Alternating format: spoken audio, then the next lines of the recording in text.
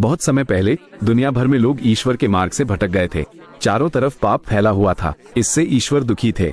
उन्होंने पृथ्वी को शुद्ध करने के लिए महाप्रलय लाने का फैसला किया। लेकिन कुछ धर्मी लोग अभी भी मौजूद थे, जिनमें से एक थे नूह। नूह ईश्वर के सच्चे भक्त थे। एक रात स्वप्न में ईश्वर ने उनसे आने वाली भयंकर बाढ़ के बारे में बताया और साथ ही सभी जीवों को बचाने का निर्देश दिया। जहाज बनाने का आदेश दिया गया। जहाज में विभिन्न खानों का भंडार भी होना चाहिए था ताकि लंबे समय तक यात्रा के लिए भोजन की कमी ना हो।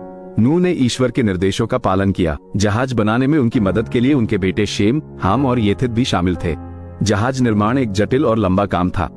इस दौरान आसपास के लोगों ने उनका उपहास किया क्योंकि उन्हें आने वाली बाढ़ पर विश्वास नहीं था। कई सालों की मेहनत के बाद विशाल जहाज बनकर तैयार हो गया। ईश्वर के निर्देशानुसार जहाज में शुद्ध और अशुद्ध जीवों के जोड़े सवार हुए। साथ ही नूह ने अपने परिवार के सभी सदस्यों को भी जहाज में बिठा लिया। फिर वही हुआ जिसकी ईश्वर ने चेतावनी दी थी। आसमान से भारी बारिश होने लगी। 40 दिन और 40 रात तक लगातार मूसलाधार बारिश होती रही। पानी का स्तर इतना बढ़ गया कि ऊंचे पहाड़ भी डूब गए। जहाज ही एकमात्र सहारा था जो पानी की विशाल चादर पर तैर रहा था।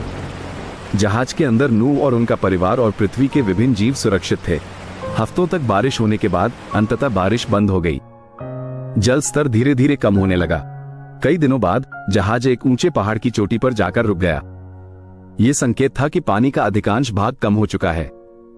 ये जानने के लिए कि कहीं जमीन सूखी तो नहीं है, नूह ने एक कबूतर बाहर भेजा। कबूतर वापस लौटा, लेकिन उसकी चोंच में कुछ नहीं था। कुछ दिनों बाद नूह ने फिर से एक कबूतर भेजा। इस बार कबूतर वापस लौटा तो उसकी चोंच में नकी पत्ती थी। यह इस बात का प्रमाण था कि जल स्तर कम हो गया है और जमीन पर पेड़ पौधे फिर से उगने लगे हैं।